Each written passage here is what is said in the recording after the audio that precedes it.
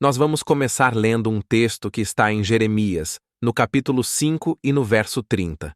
Eu já deixei aqui prontinho para a gente ganhar tempo. Jeremias 5, verso 30 diz assim: Coisa espantosa e horrenda se anda fazendo na terra. Ouviu isso? Coisa espantosa e horrenda se anda fazendo na terra. Esse é um texto extremamente atual. É só você olhar as redes sociais, é só você olhar as notícias, é só você observar o que está acontecendo ao seu redor, na sua cidade, no seu estado, no seu país. E você vai se certificar de que o profeta Jeremias menciona de fato está acontecendo diante dos nossos olhos. Coisa espantosa e horrenda se anda fazendo na terra. Eu selecionei aqui 5 coisas que são espantosas e que são horrendas. Claro, eu poderia ter selecionado 50, 500, mas eu selecionei apenas 5. Por quê? Porque eu não vou trabalhar as questões naturais, nem as coisas sobrenaturais, como terremotos, como guerras, ou até mesmo alguma coisa que vem com uma tempestade, um furacão, alguma coisa assim. Não vou entrar nesse assunto, eu vou mencionar outras coisas, por isso selecionei apenas 5 delas. Mas antes de eu mencionar estas 5, eu queria ler com você um outro texto que está no livro de Lucas. Vamos para o Evangelho de Lucas, no capítulo de número 21 e no versículo de número 11. Lucas, capítulo 21, verso 11 diz assim: Haverá grandes terremotos, epidemias e fome em vários lugares. Agora vem a frase que eu queria destacar: coisas espantosas e também grandes sinais do céu. Veja que Lucas, ele usa o mesmo termo que Jeremias. Ele fala que coisas espantosas, coisas horrendas, coisas horríveis iriam acontecer na face da terra. Percebeu? Tem outros textos que eu vou mencionar já. Aliás, vou mencionar um terceiro já, e o quarto eu menciono no final. O terceiro texto está na segunda carta de Paulo a Timóteo, no capítulo 3, de versículos de números 12 e 13. Diz assim: Ora, todos quantos querem viver piedosamente em Cristo Jesus serão perseguidos. Verso 13. Mas os homens perversos e impostores irão de mal a pior, enganando e sendo enganados.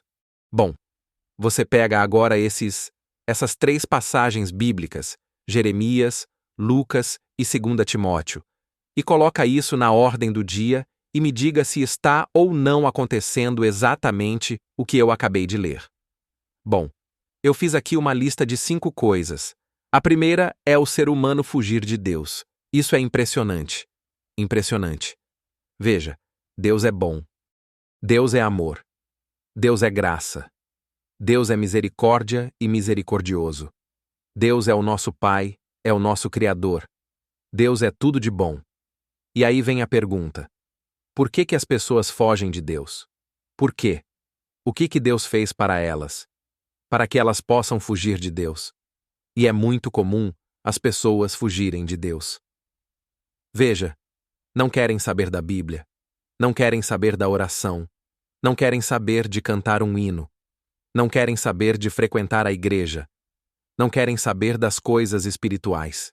As pessoas, muitas delas, não são todas, obviamente, mas muitas delas só têm uma visão horizontal, só uma visão aqui, agora de curto prazo. Elas se esquecem de que o melhor está por vir. Então, uma coisa horrível, espantoso, é o fato das pessoas fugirem de Deus. E isso começou desde que o pecado entrou aqui na Terra. Você vai lá para Gênesis 3 e você vê Adão e Eva fugindo de Deus. Aí depois você percebe que toda vez que o ser humano comete um pecado, a tendência do ser humano é fugir de Deus.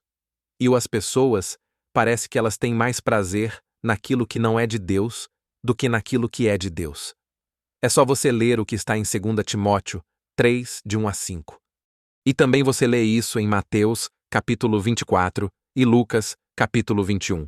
Então, uma coisa espantosa e horrenda é a pessoa fugir de Deus, porque ela está fugindo daquele que pode ajudá-la, que pode abençoá-la, que pode resgatá-la.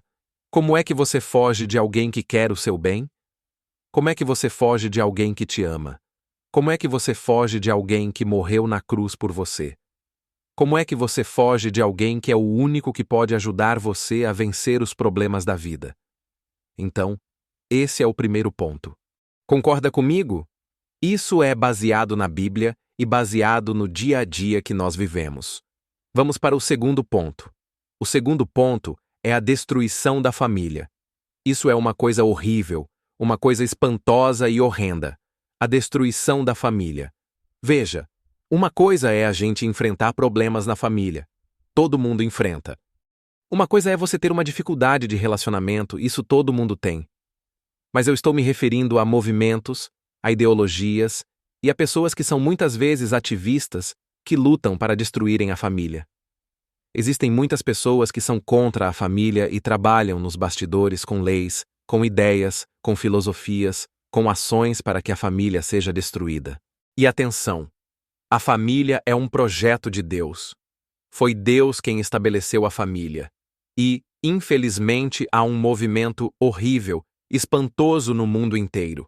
E esse movimento passa pelos filmes, pelas novelas, pelas músicas, por aquilo que se chama de cultura. Há um movimento que trabalha contra a família. Infelizmente, isso é verdade. Então essa é uma segunda coisa da minha lista que é espantosa e que é horrenda.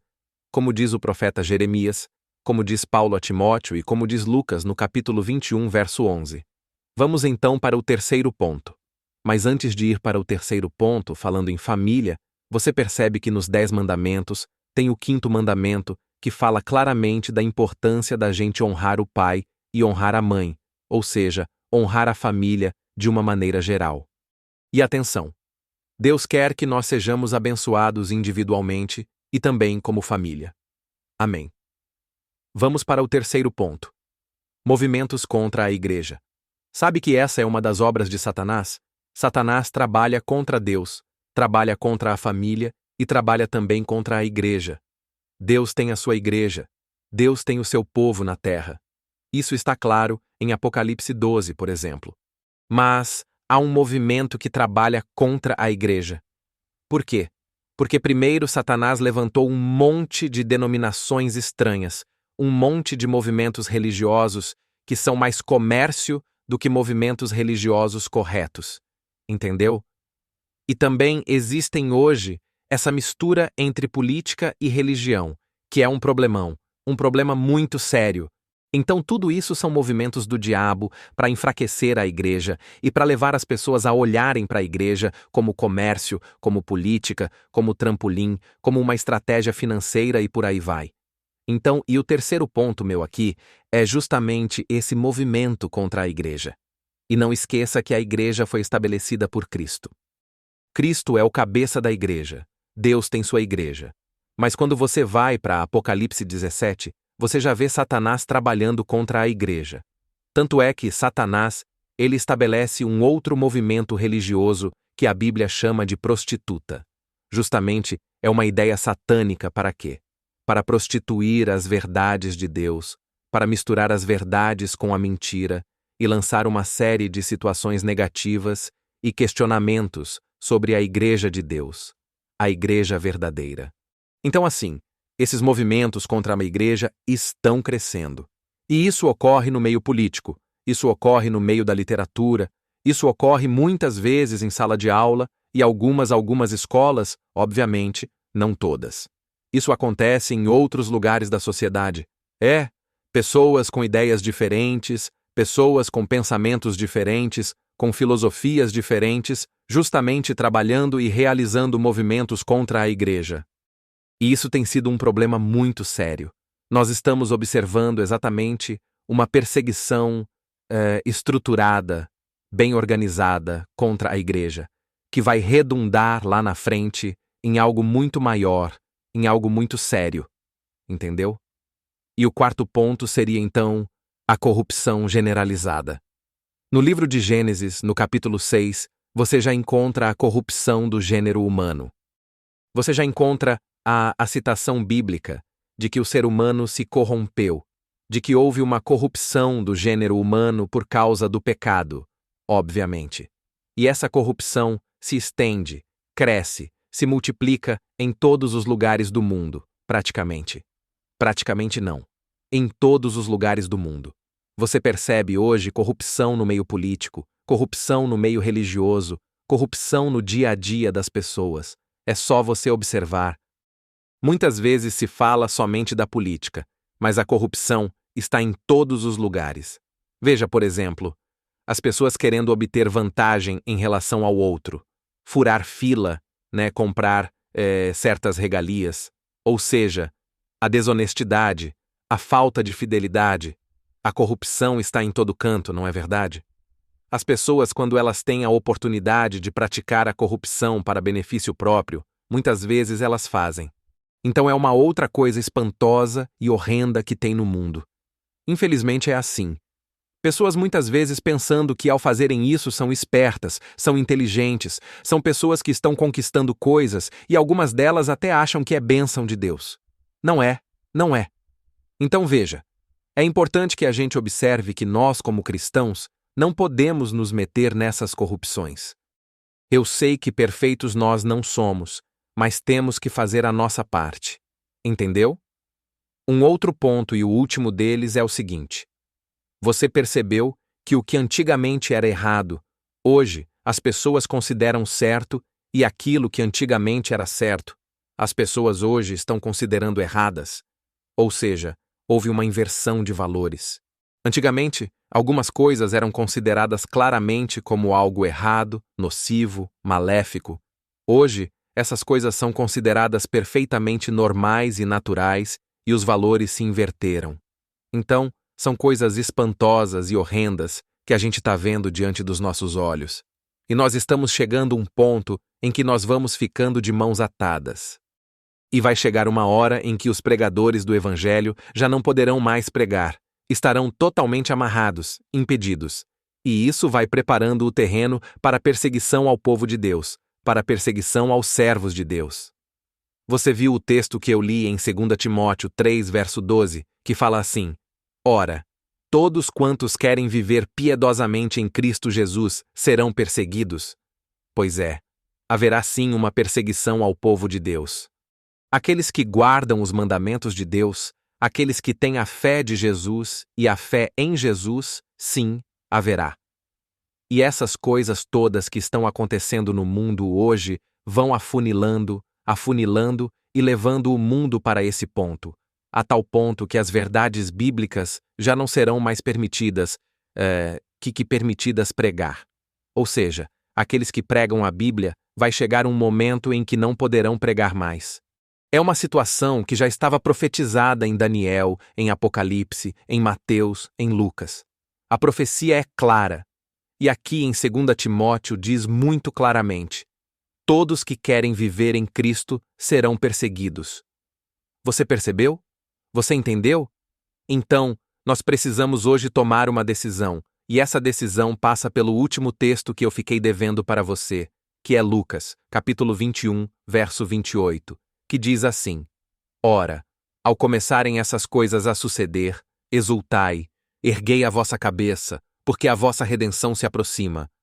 Então, o texto está dizendo assim: quando isso começar a acontecer, e de fato não está começando a acontecer, já está terminando até porque já acontece há muito tempo, o texto diz: levante a sua cabeça, olhe para cima, porque a sua redenção está próxima. Realmente a nossa redenção se aproxima. Por isso, meu amigo e minha amiga, eu convido você a pegar a sua Bíblia, estudar a sua Bíblia, pesquisar, buscar. Eu convido você a procurar uma igreja adventista para que você possa ter ajuda para pesquisar mais, estudar mais, aprender mais, crescer mais e tomar uma decisão. Uma decisão de servir a Deus, uma decisão de se batizar, uma decisão de começar tudo de novo.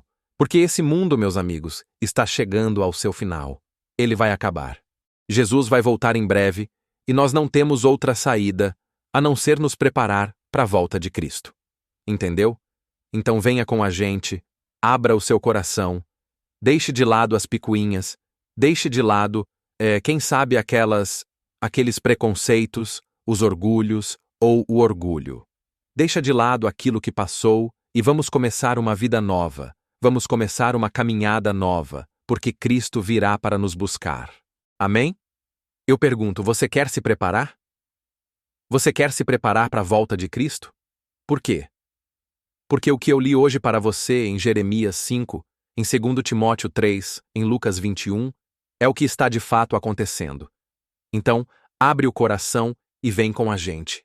Chega mais perto, se entregue, nasça de novo, comece uma vida nova e se prepare, porque Cristo virá para nos buscar.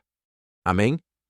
Se você aceita se preparar, se você aceita ir para uma igreja adventista, se você aceita se entregar, se você aceita começar uma vida nova, então eu vou orar por você.